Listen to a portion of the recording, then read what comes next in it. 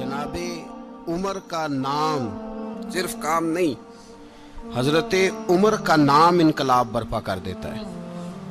हजरत उमर का नाम कुफर के ऐवानों में, जबर, जुल्म, शिर्क की वादियों में जब हजरत उमर का नाम भी लिया जाए तो बेईमान कांपना शुरू हो जाते। हजरत उमर फारूक रदी अल्लाह ताला अन्हु। हजरत उमर मामूली शख्स नहीं, मामूली आदमी नहीं। कुछ लोग सदियों के बाद पैदा होते हैं और कुछ लोग ऐसे होते हैं जो एक ही बार पैदा होते हैं, उन जैसा दूसरा पैदा होता ही नहीं, दूसरा उन तरह का पैदा होता ही। हजरत उमर रदी अल्लाह ताला अन्हु जैसी शख्सियात पैदा ही नहीं होती दोबारा। सारे सहाबा दर रिसालत माब पे खुद आए। ये वो अजीम शख्स है जिसे अल्लाह के महबूब ने अल्लाह से मांग के लिया, कहा अल्लाह ये मुझे दे दे, अल्लाह से मांग के लिया है। इसलिए सूफिया कहते हैं कुछ मुरीद होते हैं, कुछ मुराद होते हैं। कुछ मुरीद होते हैं, कुछ मुराद होते हैं। मुरीद वो होता है जो चल के आता है, आके मुरीद होता है। मुराद वो होता है जिसे कहा जाता है कि ये कभी मेरा बन जाए ना, ये कभी आ जाए ना, मेरा बन जाए, उसको मुराद कहते हैं। हजरत उमर मुस्तफ़ा करीम की मुराद है, हुजूर की मुराद है। अल्लाहुम्मा आइज़्ज़िल इस्लामा बे इस्लाम उमर इब्न खत्ताब। ऐ अल्लाह इस्लाम को इज्जत दे दे, मेरे उमर को कलमा पढ़ने की तौफीक अता फरमा दे। और कैसे दुआ मांगी? ओ यार, हजरत उमर की तो इस फजीलत का कोई जवाब नहीं दे सकता। मेरे रसूल पाक अलैहिस्सलाम सबके लिए ही दुआ मांगते हैं ना, हुजूर की दुआ आम है, लेकिन मुस्तफ़ा करीम ने काबे का गुलाफ थाम लिया और गुलाफ काबा को हुजूर ने सीने से लिपटाया और सीने से चिमटा के कहा अल्लाह मैंने तो कभी सवाल ही ज़्यादा नहीं किए, मैं करने आया हूँ, मुझे उम्र दे दे, उम्र दे दे। हुजूर ने मांग के लिया। और फिर जब जिसको हुजूर मांगे अल्लाह से कि हजरत उमर रदी अल्लाह ताला अन्हु का आज यौम शहादत है, मेरा तो दिल करता था कि फजर से बातें शुरू हों और सारा दिन ही उमर की बातें होती रहें, सारा दिन जनाब उमर की बातें, सारा दिन। इसलिए कि जिक्र जनाब उमर का होगा पर राजी अल्लाह के रसूल होंगे सल्लल्लाहु। तो जाग के बैठे, खुश हो के बैठे। हमारे यहाँ मनाया ही नहीं जाता। बाबे अल्लाह कीता साउन भादरों असू कता ते मुंडे जनवरी फरवरी।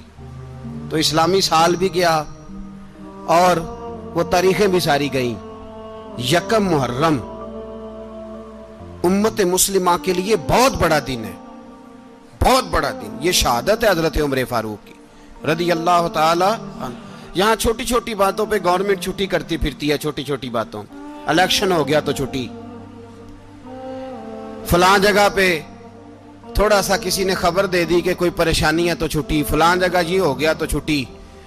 यहां तक कि फलां वजीर साहब फलां इलाके में आएंगे तो सारे इलाके को छुट्टी। और अब तो इससे बड़ा हाल होने लगा है, अगर जिन लोगों की सिंध में हुकूमत है उनके लीडर का दिन आया तो उस दिन छुट्टी, और जिनकी पंजाब में हुकूमत है उनका दिन आया तो छुट्टी। हमारा मुतालबा है हुकूमत पाकिस्तान से, अगर सर उठा के जीना चाहते हो तो यकम मुहर्रम को छुट्टी किया करो। अगर सर उठा के जीना चाहते हो तो यकम मुहर्रम को छुट्टी करो जनाब उमर के दिन। और मिल्लत के जवानों को बताओ कि अगर इज्जत की जिंदगी जीना चाहते हो तो उस तरह जियो जिस तरह फारूक आजम जी के गए। इज्जत और वकार की जिंदगी, जमहूरियत हजरत उमर से सीखनी पड़ेगी। हुकूमत करने के तरीके हजरत उमर से। रियाया को सीखना पड़ेगा कि अमीर किस तरह बनाया जाता है और अमीर किस तरह के होते हैं। यहाँ लोग हमें यूरोप की मिसालें देते हैं, लोग यहाँ हमें आकर के अमेरिका की मिसालें, उन्हें क्या पता हुकूमत क्या होती है। वो कहते हैं जी वो साइकिल पे जाता है उनका हुक्मरान। मैंने कहा वो साइकिल पे जाता है? मेरे उमर फारूक मदीने से मक्के गए थे तो पैदल ही हज करने चले गए, पैदल ही। और जनाब उमर फारूक रदी अल्लाह ताला अन्हु ईद की नमाज पढ़ाने गए। ईद की नमाज उमर खुतबा ईद देने गए। और इस जमाने में कौन सा गरीब है जो नंगे पांव जाता हो? کون سا غریب ہے جو مسجد ننگے پاؤں جاتا ہو؟ لوگوں نے تو 3 قسم کی چپلیں رکھی ہوئی ہیں، ایک مسجد جانے کی علیحدہ ہے، گھر پہننے کی علیحدہ ہے، شادی بیاہ پہ جانے کی چپل علیحدہ ہے۔ حضرت عمر فاروق رضی اللہ تعالیٰ عنہ نکلے عید کا خطبہ دینے کے لیے، تو بیوی سے کہنے لگے جوتا، اس نے کہا صاحب اتنی دفعہ ٹوٹا ہے اب گانٹھا نہیں جا سکتا، اتنی دفعہ ٹوٹا ہے کہ اب دوبارہ پیمند نہیں لگ سکتے۔ تو حضرت عمر کہنے لگے چل کوئی حرج نہیں، بغیر جوتے کے ننگے پیر ہی چلتے ہیں، کوئی حرج نہیں۔ تو کہنے لگے لوگ کیا کہیں گے؟ فرمایا چپ کر، لوگ جس دن عمر نے یہ دیکھ لیا نا لوگ اس کے بارے میں کیا کہتے ہیں، اس دن عمر نہیں رہے گا۔ تو کہا پھر آپ کا نظریہ کیا ہے؟ فرمایا میرا نظریہ یہ ہے کہ رب رسول میرے بارے میں کیا کہتے ہیں، لوگوں کا کیا ہے؟ لوگ کل کسی کے بارے میں کچھ کہتے ہیں اور پرسوں کچھ کہتے ہیں، میرا نظریہ یہ ہے کہ رب رسول میرے بارے میں ننگے پیر عمر جا رہے ہیں۔ کون جی؟ میں بڑا ماڑا۔ اچھا جناب، کیا غربت ہے؟ 10 قسم کے جوڑے لٹکے ہوئے ہیں کمرے میں، اور پہننے کی فرصت نہیں، سویرے کیا پہننا ہے، شام کیا پہننا ہے، 15 سوٹ کٹھے استری ہو کے لانڈری والا بھیج رہا ہے، اور تو غریب ہے، تو بہت بڑا غریب ہے۔ اس لیے کہ غربت پیسوں کی وجہ سے نہیں ہوتی، غربت تو دل کی ہوتی ہے۔ تو واقعی بڑا غریب ہے اور تو غریب ہی رہے گا۔ امیر تو عمر فاروق تھے جو ننگے پاؤں چلے گئے عید کی نماز پڑھانے، تو رستے میں جو ملا کہنے لگا عمر جوتا تو پہن لو۔ فرمایا تمہیں عمر کا جوتا نہ پہننے کا نقص تو نظر آیا ہے، کوئی حرج نہیں، اگر عمر کو کبھی بتانا ہوا تو وہ والا نقص بتانا جو عمر کی سیرت میں پیدا ہو، کردار میں پیدا ہو، وہ والا نقص بتانا، یہ چھوڑو جوتے آتے جاتے رہتے۔ ننگے پاؤں گئے، پاؤں دھوئے، نماز پڑھائی، لوٹ آئے۔ او بھائی یہاں تو ہمارا بناؤ سنگار اترنا، جتنی توجہ کپڑوں کی طرف ہے اتنی توجہ کبھی ہماری علم کی طرف ہوتی نا، جتنا ذوق شوق ہمارا بناؤ سنگار کی جانب ہے، اتنا بناؤ سنگار کبھی ہمارا اخلاقیات کی جانب ہوتا تو معاملات بڑی حد تک سنورے ہوئے ہوتے۔ حضرت سیدنا فاروق اعظم رضی اللہ تعالی اپنی زندگی کو ترتیب دیا، ایک دن بھی خلافت نہیں مانگی اللہ سے۔ حضرت عوف بن مالک اشجعی ایک صحابی ہیں، حضرت عوف بن مالک رضی اللہ تعالیٰ عنہ فرماتے ہیں کہ جناب ابو بکر صدیق کا زمانہ تھا تو میں نے خواب دیکھا، میں نے خواب میں جناب عمر کو دیکھا، اور میں نے دیکھا کہ کوئی کہنے والا کہہ رہا ہے کہ عمر وہ ہے کہ اللہ کے رستے میں کوئی اسے جتنا مرضی برا بھلا کہے یہ پرواہ نہیں کرتا۔ کس کے رستے میں؟ بولے سارے۔ اس کا مطلب ہے اللہ کے رستے میں لوگ برا بھلا بھی، قرآن مجید نے کہا وَلَا يَخَافُونَ لَوْمَةَ لَائِمٍ، کچھ لوگ ایسے ہیں جو برا بھلا کہنے والوں کی پرواہ نہیں کرتے۔ آپ یقین کریں اگر پرواہ شروع ہو جائے نا تو دین کا کام ختم ہو جائے، نہ کوئی تقریر کرے، نہ کوئی تدریس کرے، نہ کوئی پیری مریدی کرے، ختم ہو جائے اگر باتوں کی پرواہ ہو۔ لیکن وہ پرواہ، حضرت عوف بن مالک اشجعی کہتے ہیں میں نے خواب میں دیکھا کہ عمر وہ ہے جو کسی کی پرواہ، اور دوسری بات میں نے یہ دیکھی کہ عمر خلیفہ بنے گا، اور تیسری بات میں نے خواب میں یہ دیکھی کہ عمر شہید بھی کیا جائے گا، عمر شہید بھی ہوگا۔ یہ میں نے 3 باتیں خواب میں دیکھی۔ فرماتے ہیں میں نے آ کے خواب حضرت ابو بکر صدیق کو سنائی، وہ خلیفہ تھے، وہ کہنے لگے ٹھہر جا، میں عمر کو بلاتا ہوں، اس کے سامنے دوبارہ سنانا، اس کے سامنے۔ فرماتے ہیں میں نے بلایا حضرت عمر فاروق کو، آ کے بیٹھے، خواب شروع ہوا۔ کہا ایک بات تو میں نے یہ دیکھی کہ آپ ملامت کرنے والے کی پرواہ نہیں کرتے، دوسرا آپ خلیفہ بنے گے۔ جناب عمر کہنے لگے چپ کر، ابو بکر کے سامنے ہی کہہ رہا ہے، چپ کر، خلیفہ کے سامنے ہی کہہ رہا ہے۔ تو حضرت ابو بکر صدیق کہنے لگے عمر اسے کہنے دو، مجھے لگتا ہے رب کی رضا یہی ہے کہ میرے بعد اگر مصطفیٰ کا منبر ملے تو عمر کو ملے، اسے کہنے دو۔ یار یہاں تو لوگ ڈینگے مارتے ہیں، یہاں تو لوگ دعوے کرتے ہیں میرے سامنے فلانے کو بھی بٹھاؤ، فلانے کو بھی بٹھاؤ، اس کو کیا پتا، اس کو کیا پتا، یہ تو بڑکے مارنے کا دور ہے۔ حضرت عمر رضی اللہ تعالیٰ عنہ کو تیسری بات کہی، حضرت عوف بن مالک نے کہا آپ شہید کیے جائیں گے، میں نے خواب دیکھی ہے۔ نیک لوگوں کے خواب بڑی حد تک سچے ہوتے ہیں۔ کہا میں نے خواب دیکھی ہے۔ تو حضرت عمر کہنے لگے شہید تو دلیر لوگ ہوتے ہیں، شہید تو دلیر، جسے سارا زمانہ دلیر کہہ رہا ہے وہ اپنے بارے میں کیا کہہ رہے ہیں؟ کہتے ہیں شہید تو اتلے میں تو کاہل سا آدمی ہوں، سست آدمی ہوں، میں تو اتنا کام ہی نہیں کرتا، تو یہ خواب تو نے جو دیکھا ہے نا پھر سے دیکھنا۔ تو ابو بکر صدیق فرمانے لگے عاجزی نہ کر، انکساری نہ کر، تو جو کہہ رہا ہے ٹھیک کہہ رہا ہے، لیکن مجھے سن کے شکر بھی ہوا ہے اور افسوس بھی ہوا ہے۔ افسوس اس بات کا کہ تیرے جیسا بطل عظیم چلا جائے گا، اور شکر اس بات کا کہ رب تجھے زندگی بھی اعزاز والی دے گا، اور شہادت کی موت دے کے اللہ تجھے موت بھی عزت والی عطا فرمائے گا۔ اللہ موت بھی تجھے عزت والی دے گا، تجھے کاہلوں جیسی موت اللہ۔ حضرت فاروق اعظم رضی اللہ، او بھائی یہاں تو اس زمانے کا سب سے بڑا مسئلہ پروٹوکول ہے۔ لوگوں پتہ ہوتا ہے کامل پیر ہے، کامل مرشد ہے، لوگ نہیں جاتے۔ میں کسی کا مرید ہو جاؤں، میرا پروٹوکول کدھر گیا؟ پتہ ہوتا ہے یہ کامل استاد ہے، میں اس کے پاس بیٹھوں گا تو میری تربیت کرے گا، لیکن لوگ شاگرد نہیں بنتے۔ میں کدھر گئی؟ یہ پروٹوکول کی مصیبت ہے نا، اس نے بڑے بڑے لوگ زیرو کر دیے، بڑے بڑے لوگ۔ اور یہ مت سمجھے کہ آپ کا وزیر اعظم پروٹوکول لیتا ہے یا آپ کا صدر پروٹوکول، وزراء، ایسی کوئی بات نہیں۔ ہم چھوٹے طبقے سے لے کر بڑے سارے پروٹوکول کے قائل ہیں۔ ہمارا تو داماد بھی کہتا ہے کہ مجھے پوچھا نہیں میں تمہارے گھر کیوں آؤں۔ ہمارا تو بھائی ہر شخص اعلان کرتا ہے پروٹوکول کا، فلانے نے عزت نہیں دی تو واپس آ جاؤ، فلانے نے سلوٹ نہیں کیا تو واپس آ جاؤ۔ لوگ جہاں سلوٹ کرنا چاہیے وہاں بھی سلوٹ کرانے کے قائل ہیں۔ پر حضرت عمر رضی اللہ تعالی، حضرت عمر کی سادگی اور پھر جناب عمر کی عاجزی، جب انسان اپنے اوپر سوار کر لیتا ہے نا، سوار کر لیتا ہے، میں بدکار پرانا خادم، کسے در ملی نٹ ہوئی، تے واصف یار نے نظر جو کی تھی تے واصف ہی ہو۔ میں اکثر سوچتا ہوں حضور نے جہاں بھی کہا نا، فرمایا میرے بعد نبی ہوتے تو خطاب کے بیٹے عمر ہوتے۔ حضور نے فرمایا عمر جس رستے سے جاتا ہے شیطان وہ رستہ بدل جاتا ہے۔ نبی پاک صلی اللہ علیہ وسلم نے فرمایا میرا عمر وہ ہے کہ اس کی زبان پر حق جاری ہے۔ حضور علیہ السلام نے فرمایا 950 سال حضرت جبریل میرے عمر کی شان بیان کریں تو ان کی عظمت ختم نہیں ہوتی۔ 950 سال جبریل عظمت بیان کرے تو ختم نہیں ہوتی۔ یہ بات ہے حضرت عمر کی، اور فرمایا عمر ابو بکر کی نیکیوں میں سے ایک نیکی ہے، یہ شان ہے اب عمر فاروق رضی اللہ تعالیٰ عنہ کی۔ حضور نے فرمایا میرے بعد نبی ہوتے تو عمر ہوتے، جس گلی سے عمر آئے شیطان رستہ بدل جائے۔ میرے عمر فاروق کی شان 950 سال بیان ہو تو ختم نہ ہو۔ عمر کی زبان پر اللہ حق بیان کرتا ہے، جو عمر کہتا ہے وہی رب کر دیتا ہے۔ حضور ساری زندگی فضیلتیں بیان کرتے رہے، عمر جواب میں کیا کہتے ہیں؟ کوئی بتائے نا کہ یہ والی حدیثیں کبھی عمر نے بھی روایت کی ہوں کہ حضور نے میرے بارے میں یہ کہا ہے۔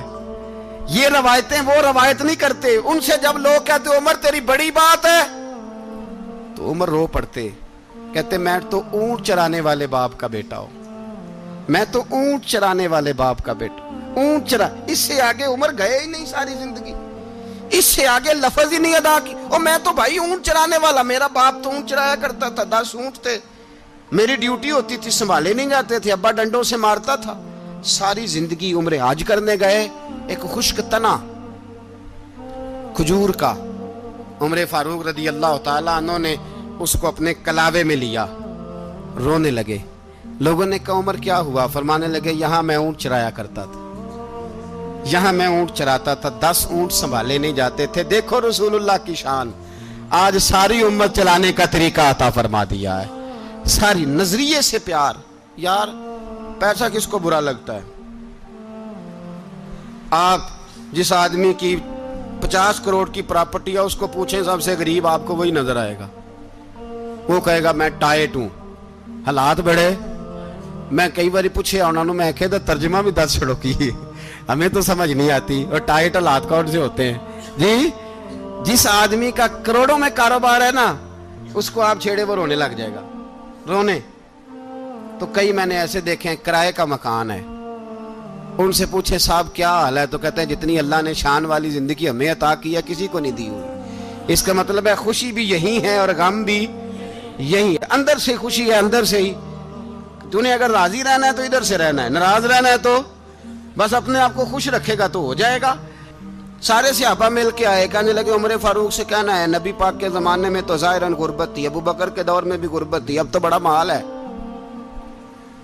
عمر سے سفارش کرو کہ عمر نیا کرتا پہنا کرے۔ ملکوں کے سفیر آتے، عمر وہی پھٹی پرانی چادر اوڑھ کے اور وہی کئی جگہ پہ پیوند لگے سوٹ پہن کے سفیروں کے سامنے بیٹھ جاتا ہے۔ عمر کو مشورہ دو، طے ہو گئی بات۔ سب نے جب مشورہ دے لیا تو سارے کہنے لگے یہ بتاؤ شیر کی مونچھ کو ہاتھ کون لگائے گا؟ کہنا کس نے ہے؟ بندہ بھی تو ڈھونڈو نا۔ میں کہا جناب میرا یہ خیال ہے کہ مولا علی شیر خدا کہیں گے، کیونکہ جس شخص کی عمر کو سب سے زیادہ حیا کرتے دیکھا وہ شیر خدا مولا علی ہے رضی اللہ تعالی علی کہیں گے، اس لیے کہ جناب علی تو کئی دفعہ جب گفتگو کرتے تھے تو حضرت عمر چپ کر جاتے تھے اور فرماتے تھے علی نہ ہوتا تو میں ہلاک ہو جاتا۔ تو کہا علی سے کہو۔ جناب علی شیر خدا کو بلایا، کس کام کے لیے؟ جی اللہ اکبر۔ یہ ذرا آپ نے اس دور پہ اس بات کو ذرا کہا جناب ان سے کہیں کہ زیادہ نہیں، ایک کرتا نیا پہن لے، سفیر آتے ہیں وزیر آتے ہیں تو ایک کرتا نیا پہن لے۔ حضرت علی کو بلایا، آپ فرمانے لگے کوئی اور بات ہوتی تو میں کہہ دیتا، یہ والی میں نہیں کہہ سکتا، کوئی اور ہوتی تو میں عمر کو کئی دفعہ کہہ دیتا ہوں، جلال میں بھی تو سن، یہ والی میں نہیں کہہ سکتا، میں تمہیں ایک مشورہ دیتا ہوں۔ کہا وہ کیا؟ کہنے لگے سید عائشہ صدیقہ سے کہو، وہ مومنوں کی ماں ہیں، عمر ٹالے گا نہیں۔ اماں جی سے جا کے کہا اماں جی نیا کرتا عمر سے کہیں پہن لیں، وزیر آتے ہیں بڑے بڑے لوگ تو چلو کوئی حرج نہیں۔ اماں جی نے کہا اچھا کوئی بات نہیں میں بلا لیتی ہوں۔ جناب عائشہ نے پیغام بھیجا، جب خادم نے کہا نا مصطفیٰ کے گھر سے پیغام آیا ہے تو 20 لوگ بیٹھے تھے، عمر کانپتے ہوئے اٹھے، کانپتے دوڑے۔ حضرت عائشہ پردے میں تھی تو فرماتی ہیں عمر اتحیات کی حالت میں بیٹھ گئے۔ کہا اماں جی دیر تو نہیں ہو گئی مجھے آنے میں؟ کہا نہیں ٹائم پہ آ گئے ہو۔ کس لیے بلایا تھا؟ کہا عمر دیکھو غربت کے معاملات اور ہوتے ہیں، جب اللہ آسانی دے تو کوئی چیز استعمال کرنا حرام نہیں ہوتی، اگر حرام ہے تو بتاؤ۔ کہا نہیں اماں جی حلال ہی ہے۔ تو فرمایا پھر اتنے سفیر آتے ہیں مشیر آتے ہیں، اب تو مال غنیمت بڑا آتا ہے، ڈھیر لگ جاتے ہیں مسجد میں، تو چل ایک نیا کرتا تم بھی پہن لیا کرو، اور آپ نیا کرتا پہنو گے تو دھاک بیٹھے گی غیروں پر۔ تو صحابہ کا مشورہ ہے کہ آپ نیا لباس پہنے۔ اماں جی کہتی ہے میں نے حکم دیا تو عمر چپ کر گئے، گردن جھک گئی۔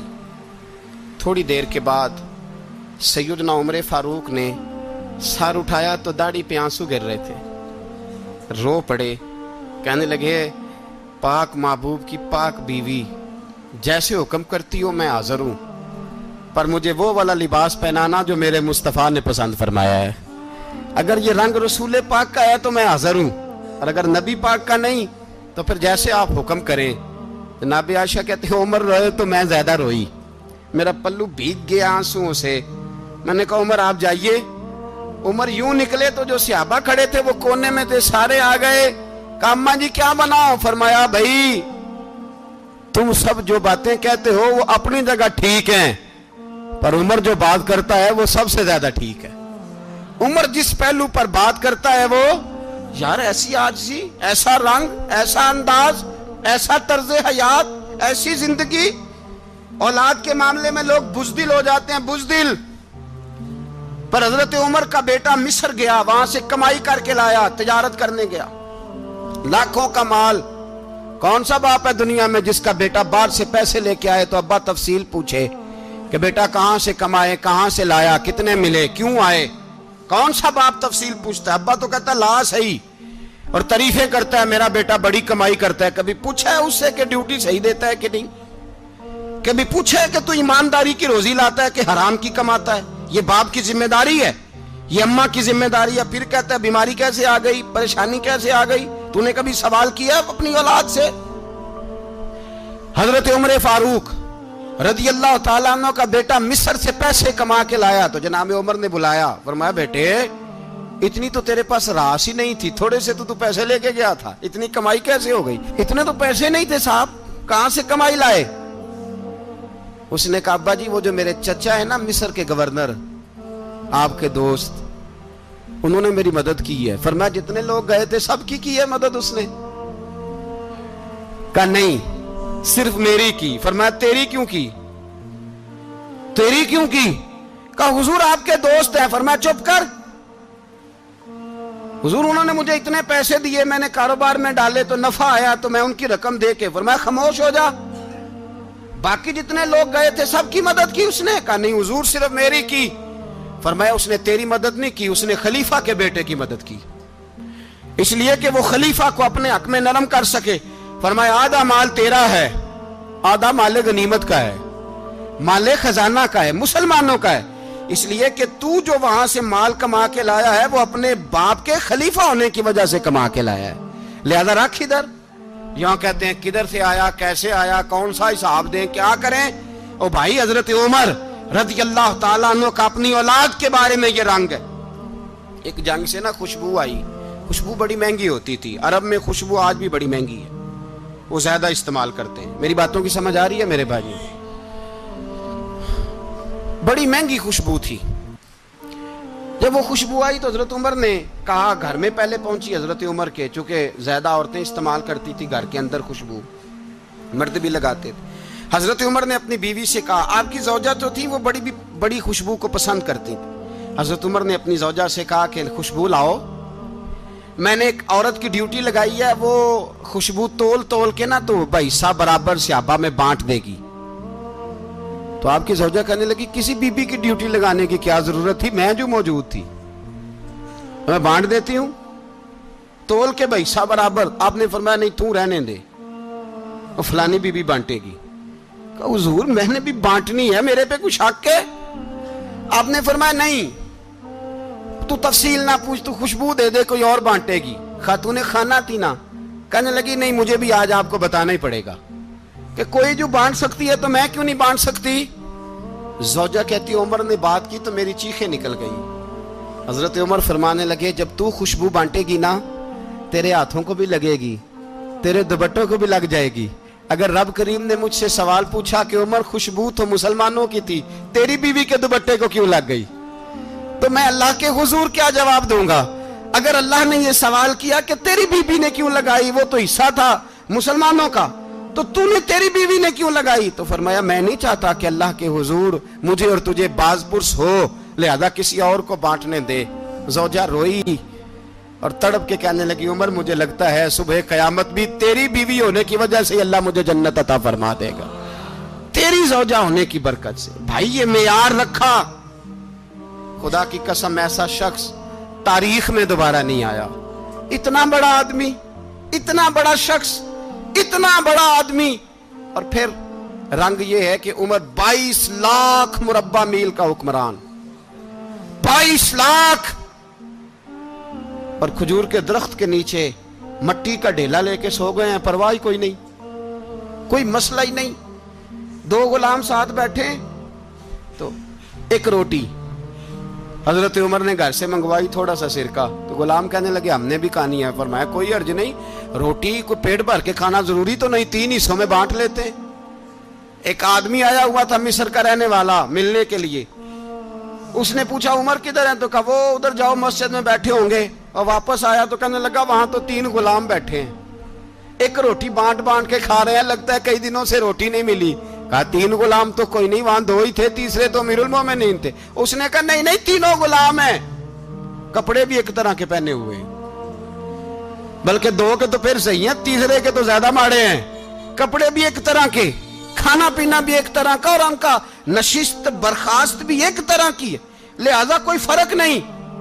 حضرت ابو ہریرہ کہتے ہیں میں لے کے آیا, اور جناب عمر کو جب میں نے کچی زمین میں تامت سمیٹ بیٹھے دیکھا تو میں رو پڑا. میں نے اس مصر سے آنے والے کو کہا تو اس کے جلوے دیکھ, اگر اس کی ذات میں اتنا حسن ہے تو محمد عربی کا مقام کیا ہوگا. یہ مقام غور ہے, مقام غور. 10 محرم کو لوگ دیگے پکائیں گے نا, نہیں پکانی ہے, کوئی بول دے نہیں, ہاں نہ نہیں کر دے, پروگرام بدلیا تو نہیں دی عید کی کہ وہ کام شروع ہویا ہے لات ٹائٹ ہونے والا. کیوں جی پکنی ہے نا دیکھیں 10 محرم کو انشاءاللہ تعالی, ہم بھی پکائیں گے انشاءاللہ, یہاں بھی پروگرام ہوگا.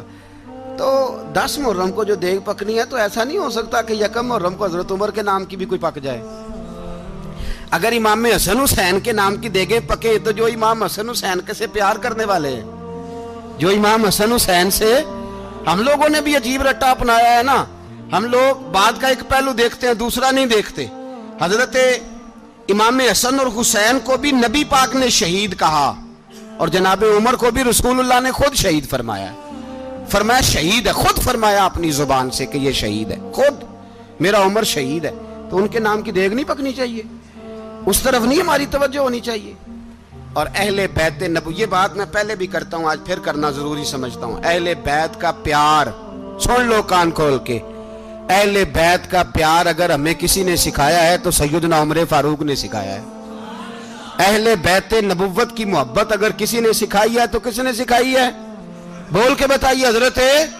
حضرت عمر نے. اہل بیت کا پیار ہمیں حضرت عمر نے بول کر کے سکھایا ہے. بھائی یاد رکھیں، کسی کی طاقت نہیں تھی دم مارنے کی حضرت عمر کے سامنے، طاقت ہی نہیں تھی.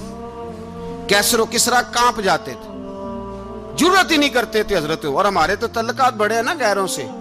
حضرت ابو موسیٰ اشعری رضی اللہ تعالیٰ عنہ فرماتے ہیں میرا منشی سائی تھا، وہ کاتب کہتے تھے وہ لوگ، میرا حساب کتاب عیسائی تھا. تو فرماتے ہیں ایک دن میں نے وہ سارا حساب کتاب لین دین کے حضرت عمر کو دکھائے تو فرمانے لگے جس نے لکھے ہیں اس کو بلاؤ. کہنے لگے حضور مسجد نہیں آ سکتا. کیوں نہیں آ سکتا؟ کہنے لگے وہ عیسائی ہے. کہتے ہیں حضرت عمر جلال میں آ گئے. آپ فرمانے لگے جنہیں رب دور کرتا ہے تم کیوں قریب کرتے ہو؟ جنہیں اللہ دور کرتا ہے. فرمایا تم غیروں کو اگر عہدے دو گے تو اپنوں کا کیا بنے گا؟ اگر تم غیروں کو عہدے دو گے تو اپنوں کا. یہ سوچ ہے جو آج برما کے مسلمانوں کے لیے بھی ضروری ہے. کہا اگر تم غیروں کو عہدے دو گے تو اپنوں کا. ہم نے غیروں کو عہدے دیے تو دیکھا نا اپنے کس طرح کاٹے جا رہے ہیں. غیروں کو جو عہدے دے دیے یارانے سارے غیروں سے. روز دعویٰ ہوتا ہے چین ہمارا سجن ہے، چین ہمارا دوست ہے. او بھائی دوست ہے تو اس سے کہو نا کہ برما تو تمہاری ایک چھوٹی سی ریاست ہے، چین کے بغیر تو وہ سانس بھی نہیں لے سکتا. اس کو کہو نا اس حکومت پہ دباؤ ڈالے. لیکن ہم لوگوں نے غیروں کو عہدے دیے تو اپنے پس گئے. حضرت عمر کہتے تھے ذمی کا ہم ادب کریں گے، ذمی کافر کا ہم، ایسا کافر جو مسلمان ریاست کو قبول کرے، بدامنی نہ پھیلائے. ایک آدمی کو آپ نے دیکھا آنکھوں سے نابینا ہے اور بھیک مانگ رہا ہے. تو حضرت عمر کو نظر آ گیا. فرمایا کون ہو؟ اس نے کہا میں یہودی ہوں. فرمایا بھیک کیوں مانگتے ہو؟ کہا جب تک تندرست تھا مسلمانوں کو جزیہ دیتا تھا، بوڑھا ہو گیا ہوں کیا کروں. حضرت عمر نے گھوڑے کی پشت پہ بٹھایا، کافر کو گھوڑے کی پشت پہ بٹھایا اور بٹھا کے مدینے لائے. حضرت علی شیر خدا وزیر خزانہ تھے. فرمایا علی اس کا وظیفہ جاری کرو. کہا یہ کون ہے؟ فرمایا یہ یہودی ہے لیکن یہ ہمیں جزیہ دیتا رہا، بوڑھا ہو گیا بیچارہ، بھیک مانگنے پہ مجبور ہے، ہماری حکومت کے اندر رہتا ہے، اس کا پورا وظیفہ جتنا خرچہ اتنا وظیفہ لگاؤ. حضرت علی کہتے ہیں میں وظیفہ لگا رہا تھا اور وہ میرے نبی کا کلمہ پڑھ رہا تھا، وہ رسول اللہ کا کلمہ پڑھ رہا تھا. یہ مزاج، یہ نہیں کہ کافر. حضرت عمر نے گورنروں کو خط لکھے تھے کہ زبردستی کسی کو مسلمان نہیں کرنا، جہاں ان کی عبادت گاہیں بنی ہو گرانی نہیں، کوئی مندر کوئی گرجا ضائع نہیں کرنا. اسلام سب کو جینے کا موقع دیتا ہے، پر بے ایمانو ظالموں بدذاتوں تمہیں یہ کہتا ہے کہ ہم تمہیں جینے کا موقع دیتے، تم بھی مسلمانوں کو جینے کا موقع دو. یہ جہاں بستے ہیں جہاں رہتے ہیں انہیں وہاں جینے کا موقع دو، انہیں بھی اللہ اکبر کہنے کا موقع دو، انہیں بھی قرآن پڑھنے کا موقع دو، انہیں بھی رسول اللہ پر درود پڑھنے کا موقع دو. ہمارے ملک میں عیسائی اپنی مرضی سے کھلے عام تبلیغ کرتے ہیں. یہاں تو چینل چلائے ہیں عیسائیوں نے. کسی مذہبی جماعت نے کبھی جلوس نکالا کہ عیسائیوں کا چینل بند کرو؟ بولے نکلا ہے کہ نہیں نکلا؟ کتنے ظلم کی بات ہے. ہم جب غیر کو اتنا تحفظ دیتے ہیں، اتنا تحفظ دیتے ہیں. ہم نے دیکھا ہے، مجھے بیسیوں لوگوں نے عید پہ ٹیلی فون کیے کہ عیسائیوں کو قربانی کا گوشت دے لیں، مجبور ہیں جی، دروازے پہ آ گئے ہیں، ہمارے کام کاج کرتے ہیں. بیسیوں لوگ، عام آدمی کے دل میں ان کا اتنا جذبہ ہے.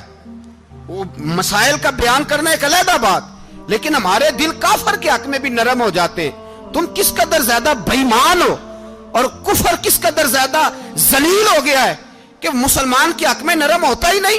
اور اس سے بڑے ذلیل وہ ہیں جو ان ذلیلوں کے سپورٹر ہیں. وہ کسی عرب ملک کے حکمران ہو یا کسی اور جگہ کے، وہ بڑے ذلیل ہیں جو ان ذلیلوں کے سپورٹر ہیں، جو برما کی بچیوں کے قتل پر اپنی حکومتیں چمکا رہے ہیں. نے شرم نہیں آتی؟ اس قدر مسلمان تڑپا ہے، لیکن ان بے غیرتوں کو ذرا ہوش نہیں آئی. اور یہ ان کے کماش، ان کے دلال جو ہر جگہ ان کی سپورٹ کر کے اپنی حکومتیں قائم کرتے ہیں، بے ایمانوں کو پتہ نہیں کہ کب ان پر